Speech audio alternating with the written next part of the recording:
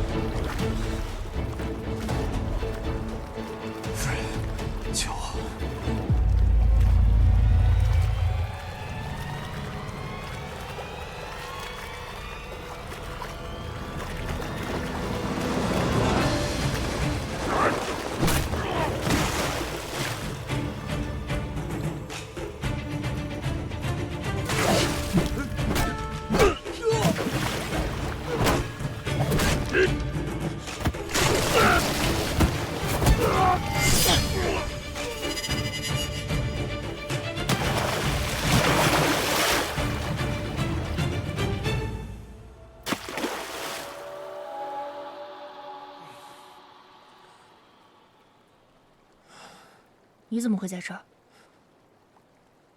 你到底是谁？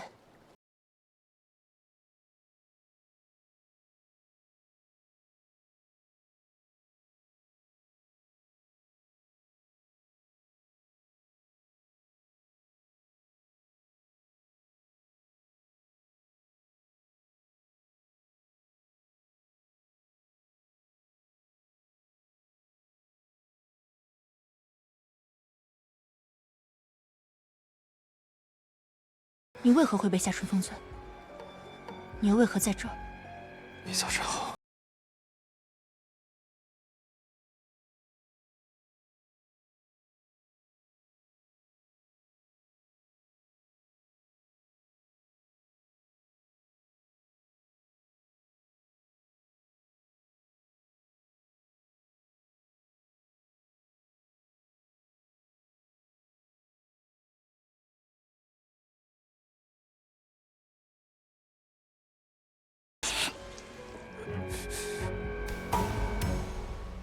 那当如何？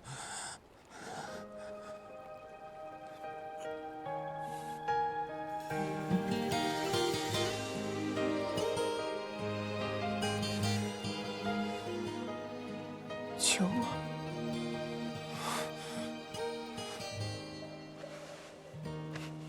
因为第一眼就确定是你，想用力抱紧风吹起的爱意，哪怕只是虚的欢喜，可以做往后思念的回忆。如果走到半途不再是你，也愿躲另一场彻骨的大雨，只怪偷来的片刻相遇，无法等这段缘开尽美丽。谁不是过客，又是谁的唯一？谁让谁伤了心，却难相离？困在痛的浅滩，任由泪水凌乱，才知牵引的线握在你手里。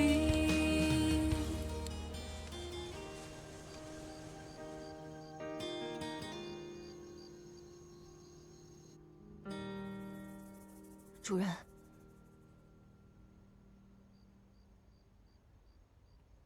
到底发生了何事？今日有刺客来袭，三少主他这是……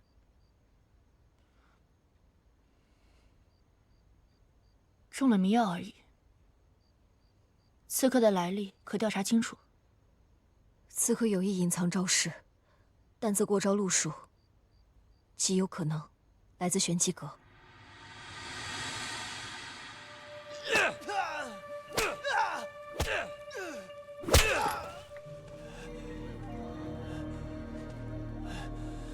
看来今日还是审不出什么。罢了，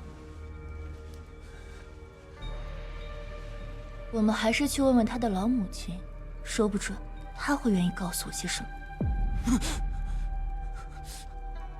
他在哪儿？你们把他怎么了？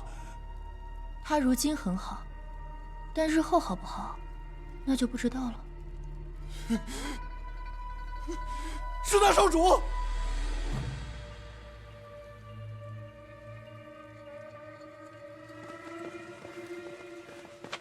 主人，这仙楼的老板娘死了。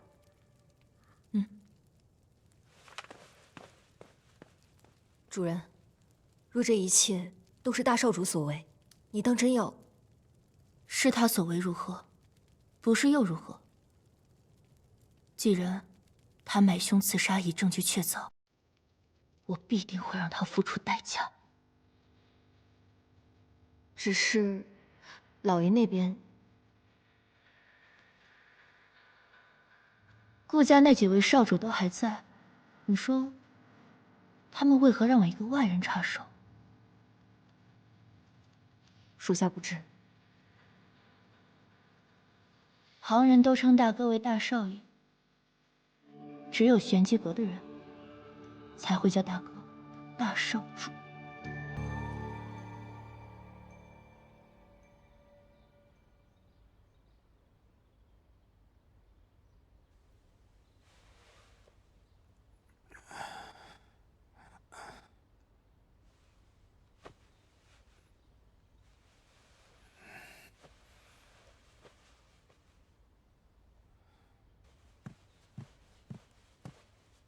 你醒了？夫人呢？瑞王在醉仙楼设宴，邀请了顾家几人。主人说了，你不必前往，好好休息。他去就回。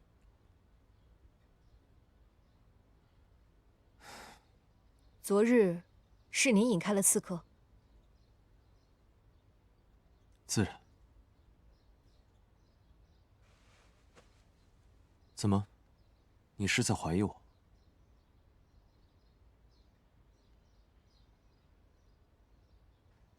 夫人宴席难免饮酒，一会儿我为她煮一碗解酒的汤。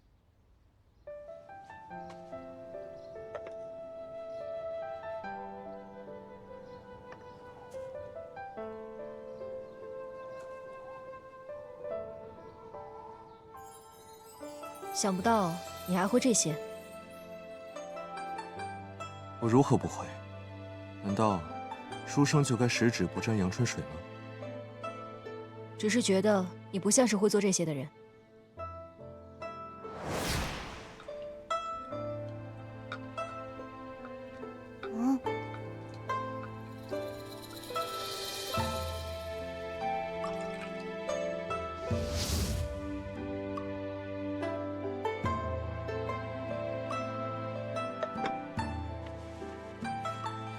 汤也备好，待夫人回来时，记得给她喝。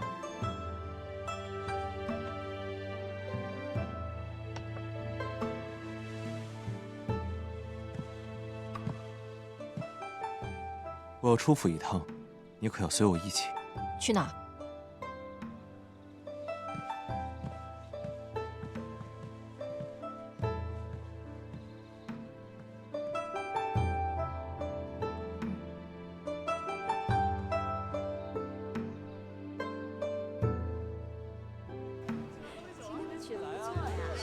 茶也不错啊。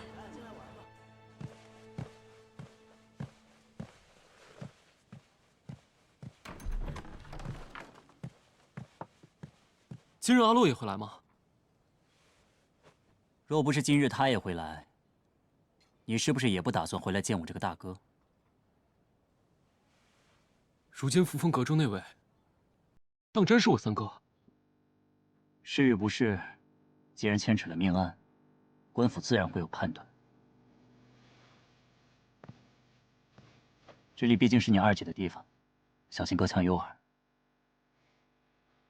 江湖中销声匿迹的天机门，曾有5位弟子：大师兄长崎，二师姐云穗，三师兄顾江，四师弟秦宇恒，还有小师妹涟漪。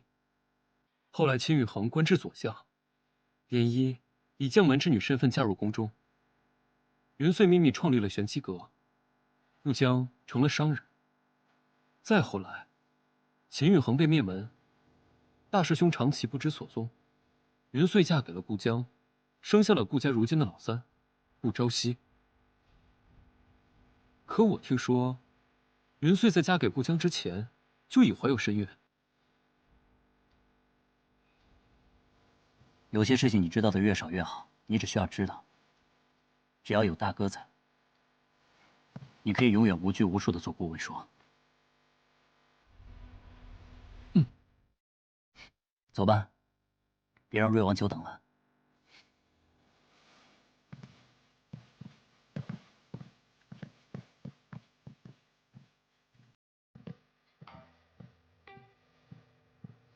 原来三弟，我从前不知，四弟跟大哥私下这般亲厚，就是不知大哥打的何种算盘，是真心交好，还是想要得到四弟的支持？你说三弟并非顾家之子这事，大哥如何知晓？四弟又从何得知？二姐邀我前来，就是为了让我看这个？自然不是，我今日叫你来，本来是想让你帮我选一件衣裙，不过，如果三弟当真不是顾家人，弟媳如何打算？这些捕风捉影的话，想必二姐是不会轻信的。弟媳这样说，我便知晓了。走吧，既然瑞王相邀，我们也别让他久等了。不过你说，瑞王为何忽然宴请？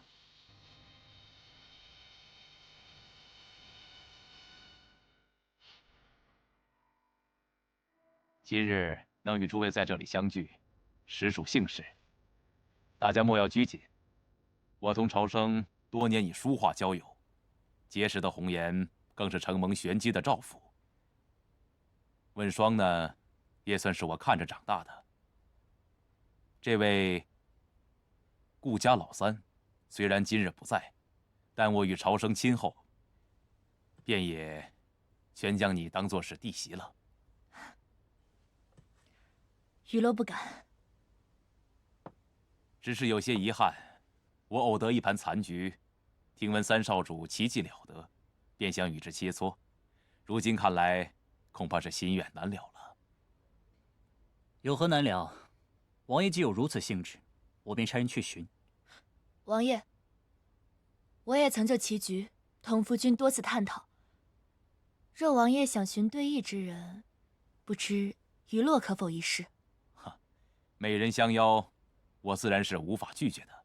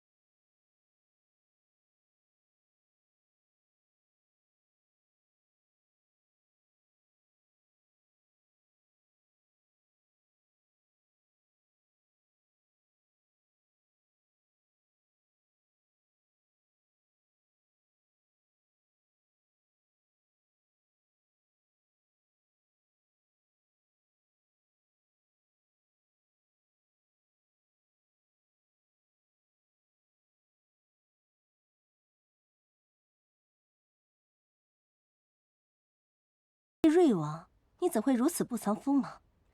也不怕他输了棋局，迁怒于你？瑞王棋技精湛，看似随意无章，实则步步为营。难道这盘棋你会输？时局尚早，还未可知。果然是观棋如观心，弟媳可有观棋难辨其心之人。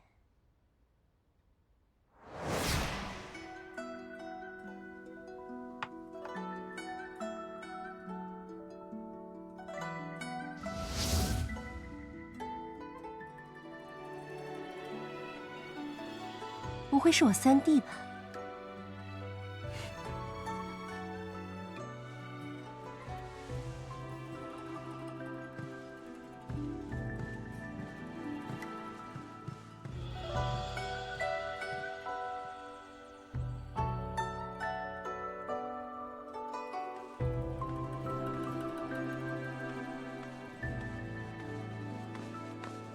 阿洛，那天我是……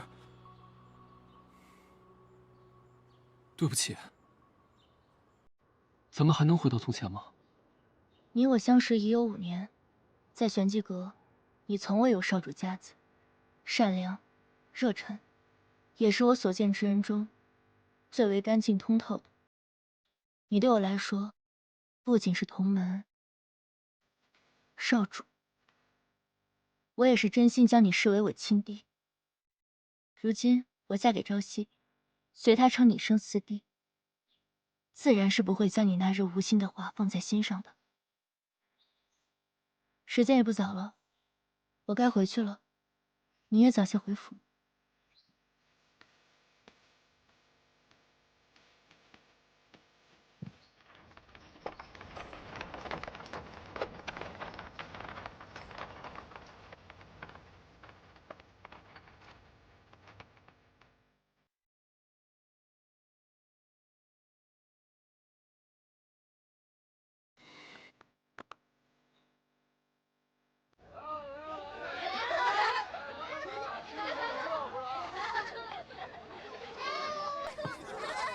这不是顾家的三公子吗？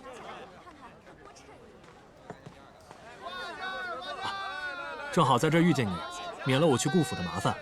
这个就交还给令夫人了。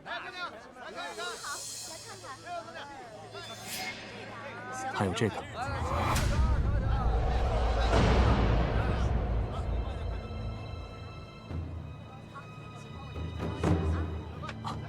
那就辛苦顾公子了，小的先告退了。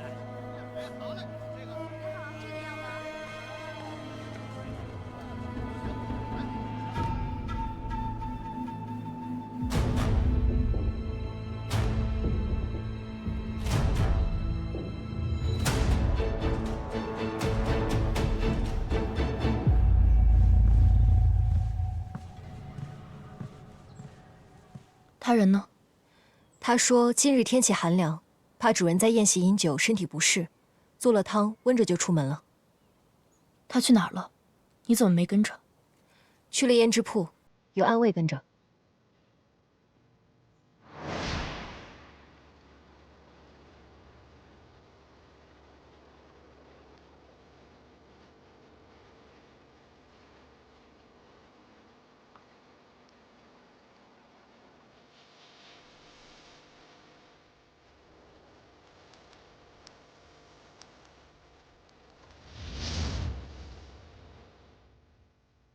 他做了什么汤？说是驱寒醒酒的汤，可要我现在端来？不必了，等他回来吧。嗯。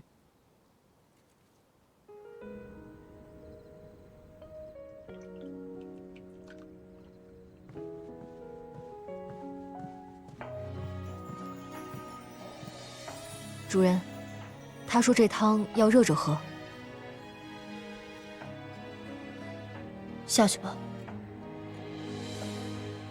可相思悲，为一个谁？自知往事纷飞，情难追。流到的轮回，参不透是非。与你错对，我有愧。烛红沉睡，我敬一杯。别当此场相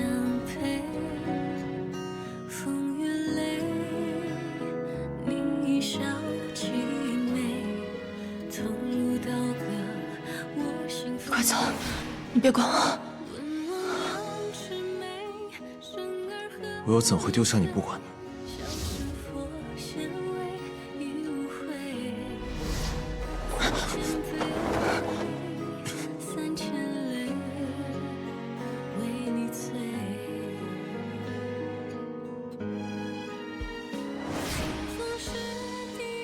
一个男人哪怕性格再温和，若是连自己的夫人都护不住，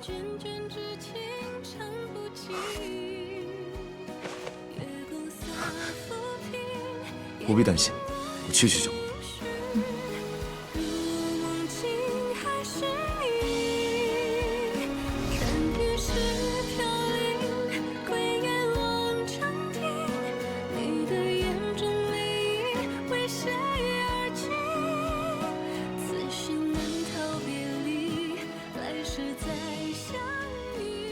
回来了。嗯。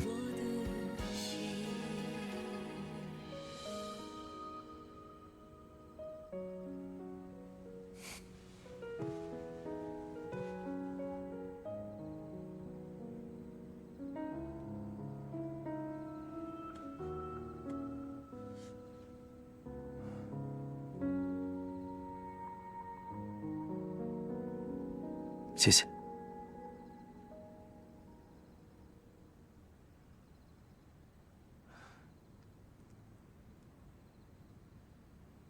早点休息。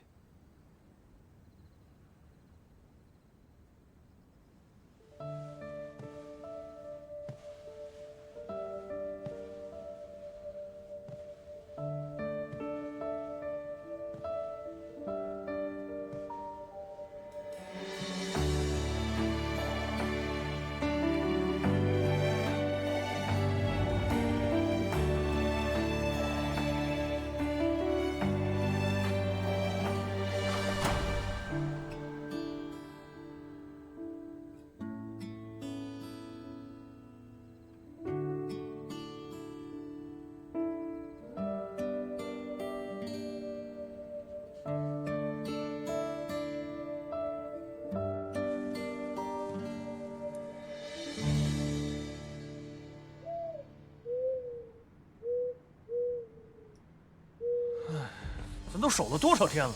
哎，是。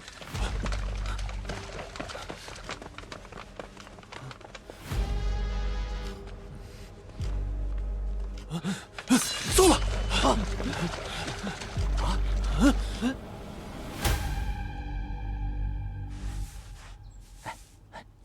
听说了吗？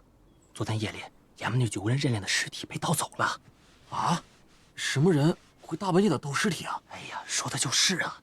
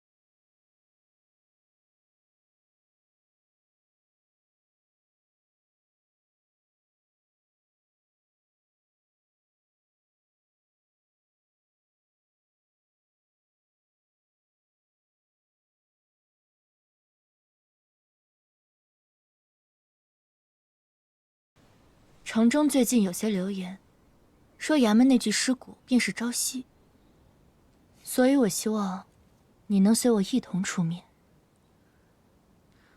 但你无需担忧，他从前的募捐从未留名。你只需要在殿内清点，随后在马车内静候便好。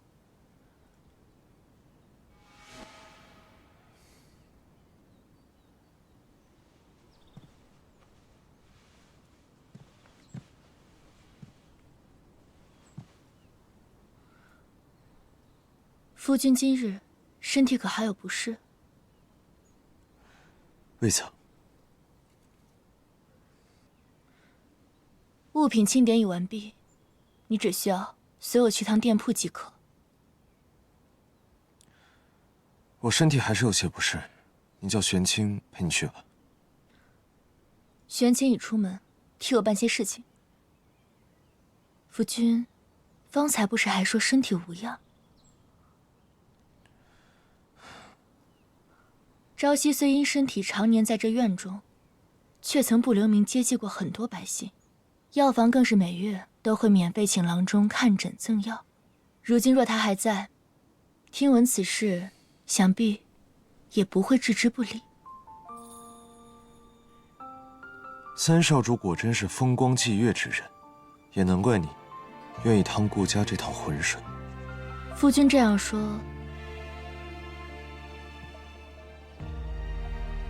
像是吃味了。自然不是。诛伐之事虽是因春风醉引起的，不过我会尽全力补偿你的。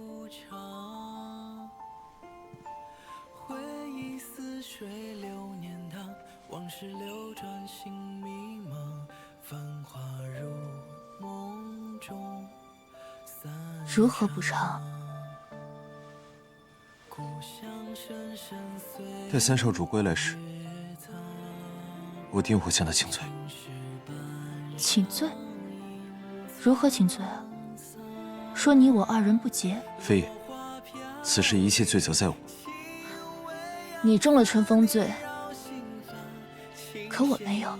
若论罪责，恐怕我才是该万死之人。我们不必争论是谁过错，便只当此事从未发生过。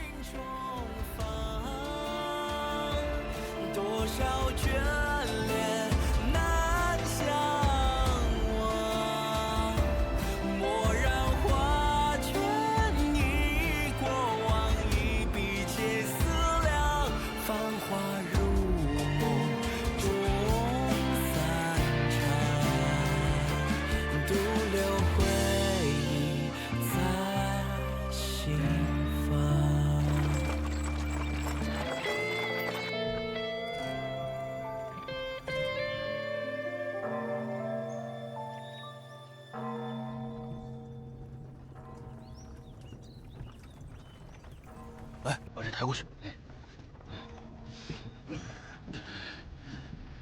施主，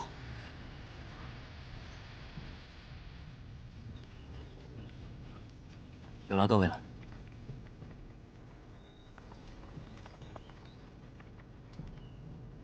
我们不去云崖寺吗？带你去个地方。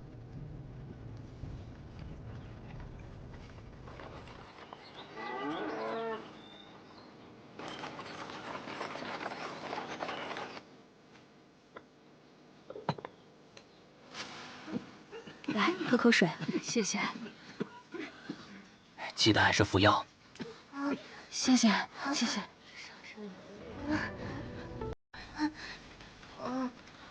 儿子来，让大夫给看看啊。哎呦。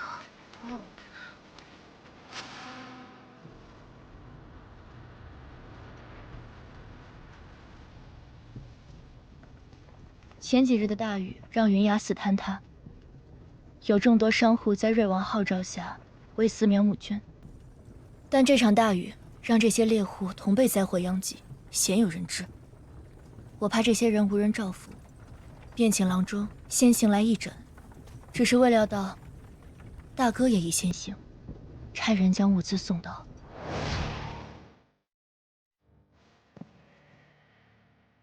啊，府中还有要事，今日不能陪大家尽兴了。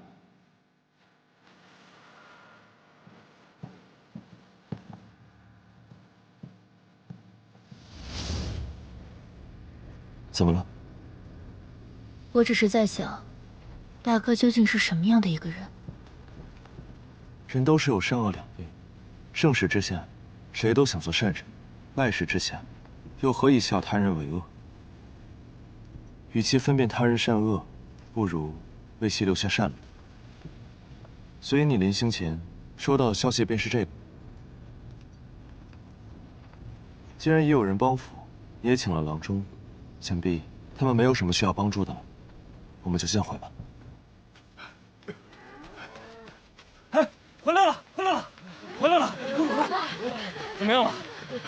让我喘口气。我跟你们说啊，那帮官差说我们的房屋坍塌是自己的问题，他们不管。我去之前就知道会这样，还好有顾家的大少爷和三少爷给我们送来了这么多粮食。是啊是啊，多亏了顾家，顾家真是大善人呐！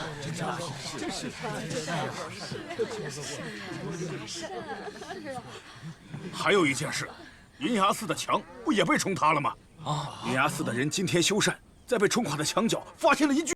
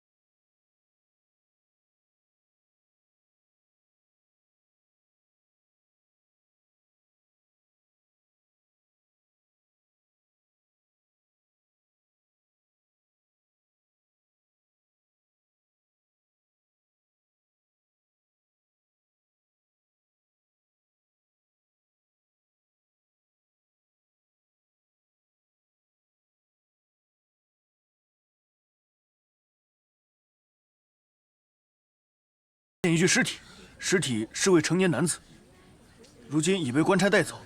他随身带着医者的针与药，官差在他身上发现了一个与他简单衣着不符的香囊，可属下瞧着那像是大少爷的。下去吧。是。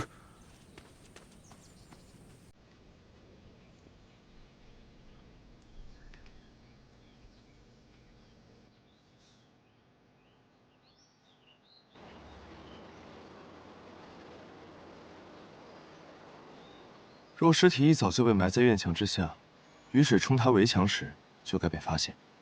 夫君是觉得那具尸体是坍塌了之后被人放到那儿的？你觉得人是被他杀的？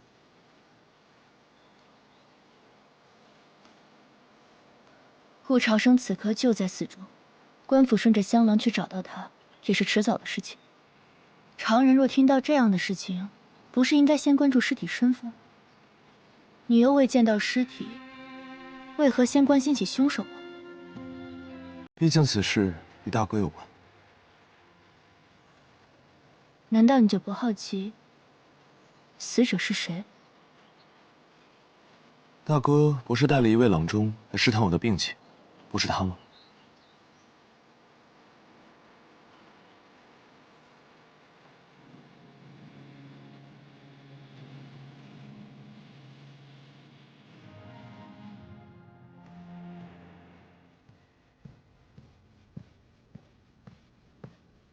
夫君莫要太过费神，偶尔也要休息一下。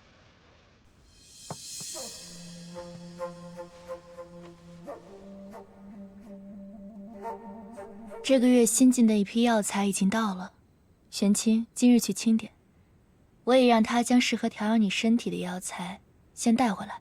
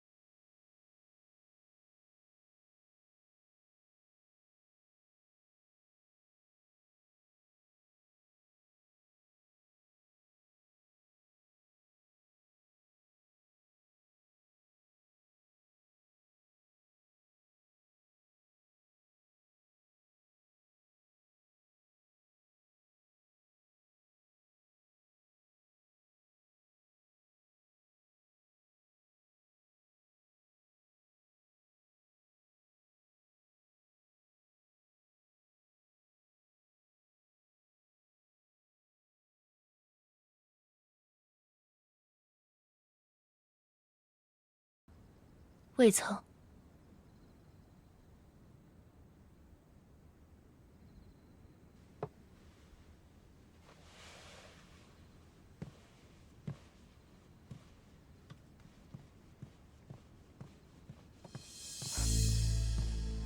主人，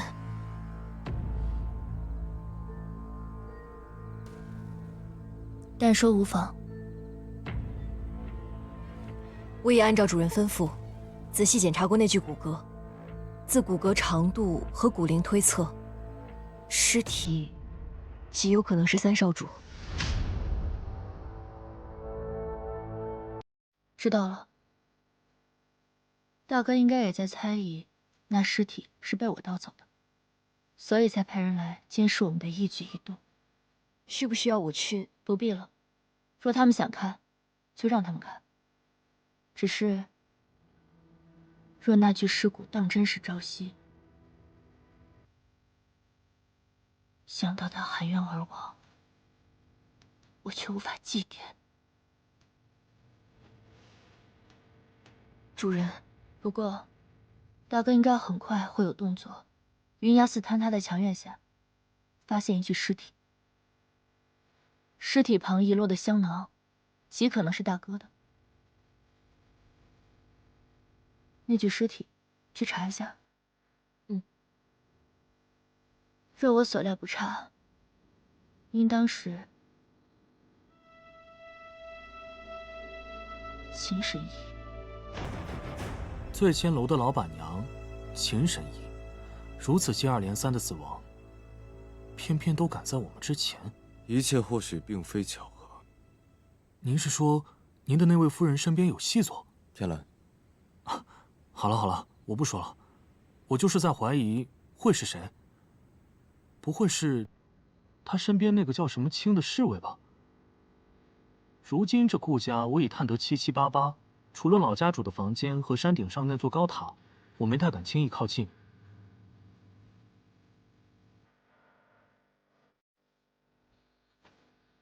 情况如何？就那样吧。顾朝生看起来和普通的商户没什么区别。顾玄机院中倒是种了很多毒草，他整日不是在房间研究这些东西，就是去醉仙楼练武。至于那个顾问霜，他更简单了，房间里干净的什么都没有，每日就是沉迷练武。哦，但他武功不低，我没太敢轻易靠近，怕打草惊蛇了。对了，那天我中了醉仙楼老板娘的毒，您把解药给了我，可您不也闻了那香？您后来怎么解的毒？继续盯着那个人。顾朝生最近在监视着扶风阁，若无要事，不必联系我。是。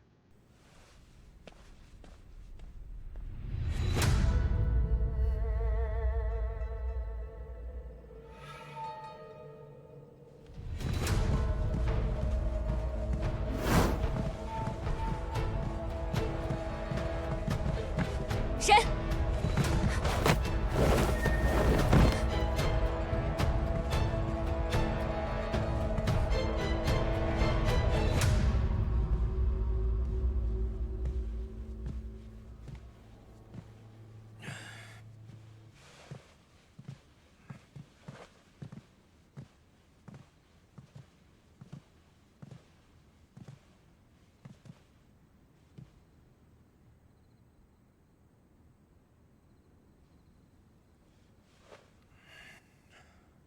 怎么喝酒了？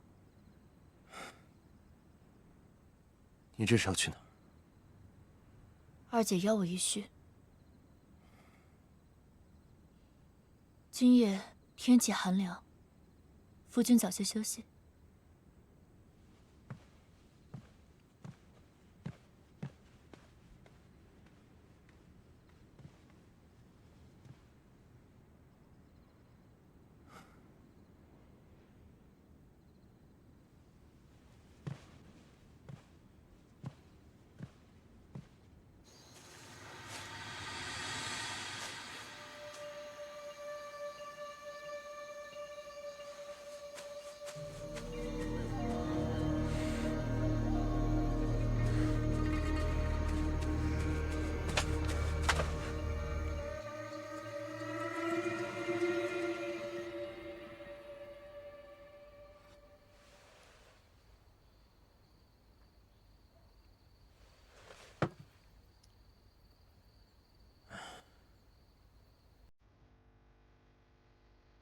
为何造化弄人？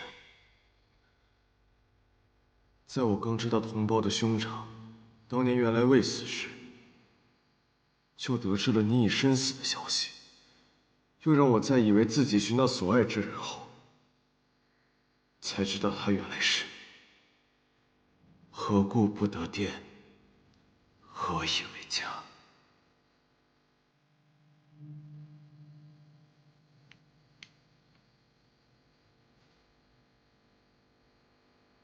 原来因为我在，他连祭奠你都做不到。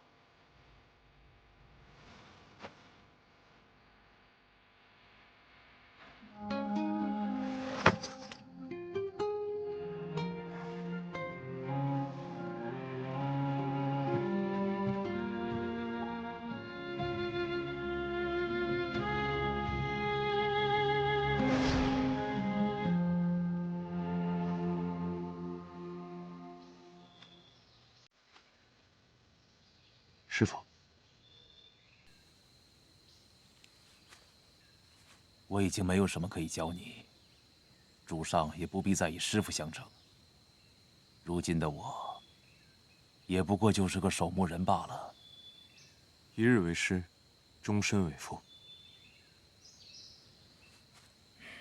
罢了，你根骨绝佳，我已将毕生所学传授于你，天机门也算后继有人了。不过，你不要怨恨你的父皇，他在那个位置上有太多的深。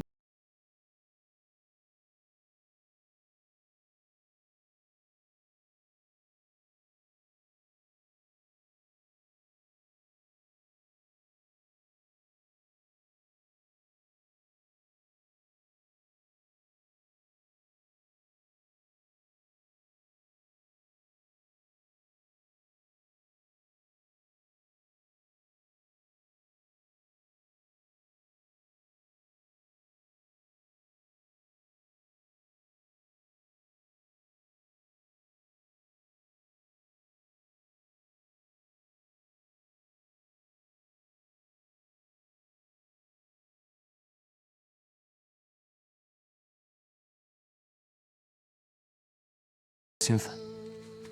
天机门，无论嫁娶，同去同归。也不知我还能当几年这守墓之人。师傅，你该走了。人这一生，何谓真假？真相与假象，往往相生相依。只有你敢于相信，才能看到。莫要到了最后，追悔莫及。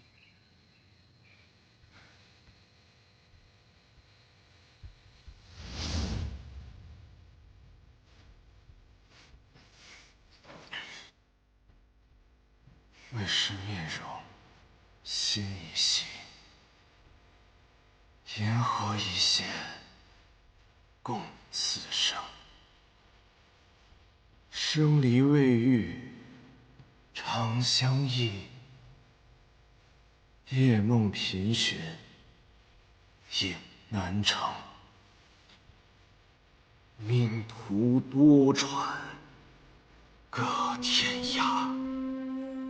兄弟情深，似海家。幽冥何处寻无兄？星辰闪烁，雷电家。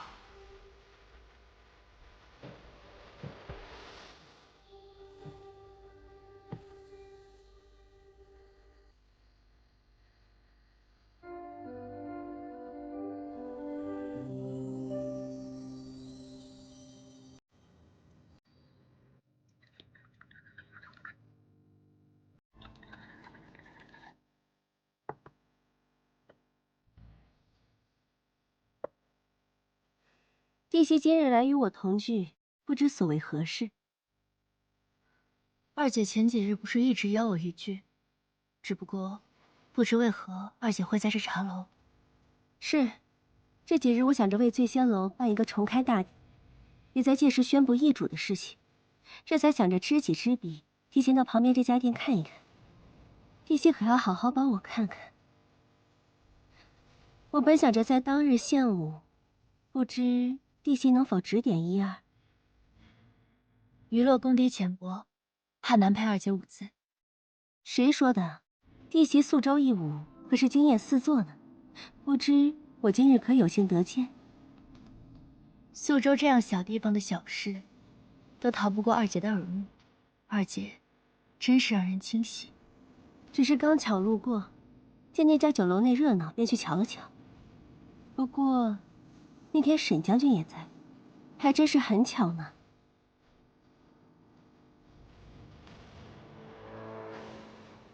二姐此刻还在忧心于我，不如还是担心自己。我怎么了？帝熙是怕我舞姿笨拙，当众献丑？二姐的舞姿自然是极美，只不过醉仙楼临时易主，本就古怪。前老板娘离奇遇害，她遇害又与我无干系，我这可是正当买卖。那是自然，只不过如今顾家这艘船本就在颠簸摇曳，此时二姐大办开业大典，若是为了吸引有心之人，你我今日一叙便已足够。弟媳的话我记下了，只是我很诧异，你竟会愿意这般提点相告。二姐不也是送了我一份大礼？我哪有什么大礼？若是我这儿有什么能入得了弟媳的眼的，自可随意拿去。赠人以彼，是护身厚礼，还是图穷匕现？还是要看使用之人。弟媳所言的使用之人，是你，还是我？二姐以为杀手与暗探的区别为何？杀手需要武器。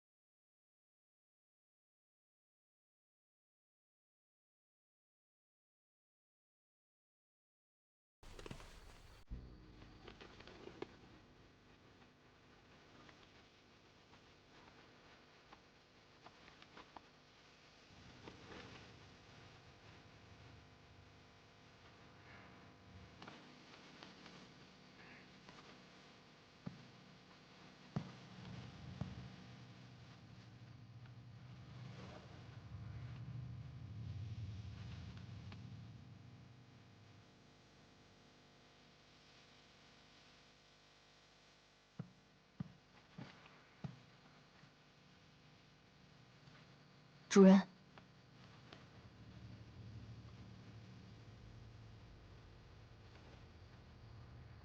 这首诗很少有人知道，是曾经一位诗人为当年故友留下的半句话。明明未提及生死相别，却句句皆是山河万卷，美酒佳酿，无人与共的思念。你倒是有心了。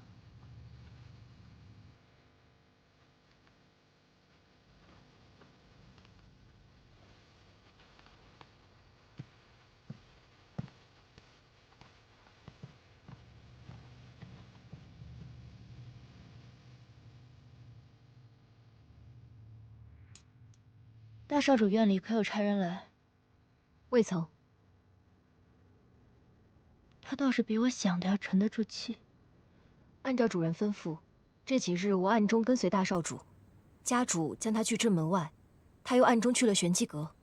只不过顾玄无也。主人料定他今日会来，是因为香囊一事，官府已经要查到他头上。他若是想借用玄机阁之力，今日我与二姐一叙，他自有意提起，在宿州曾见过我为沈将军献舞。那日任务隐秘进行，只有你我二人知。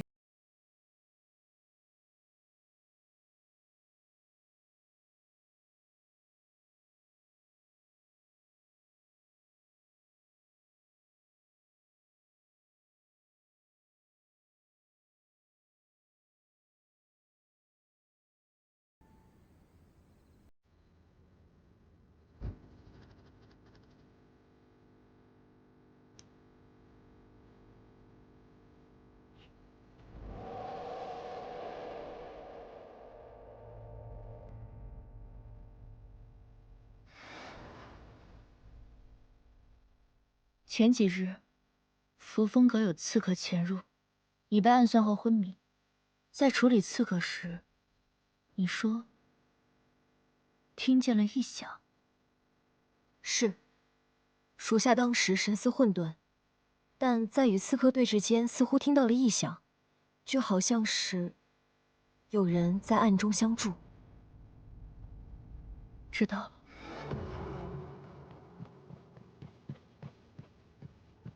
三少主夫人，衙门今日因尸体失窃一事差人来问，大少主让您过去，说有几个问题想问您。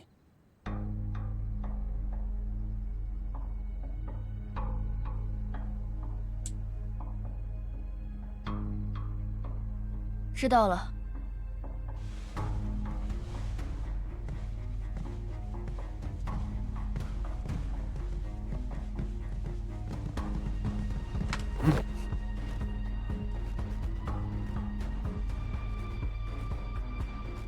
你留下便好，我去就回。嗯。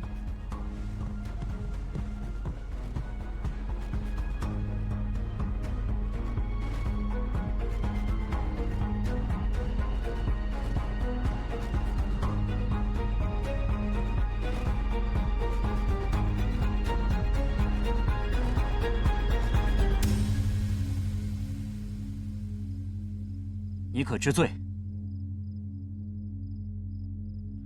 那便要看大哥定我何罪。衙门里那具无人认领的尸骨，现在何处？既无人认领，我又如何知晓？那我换个问题：今日你的侍卫在何处？今日，药房新进了一批药材，我便差他去做了清点。若大哥有任何不适，我明日也可以让他去准备些药材补品，为大哥送来。清点。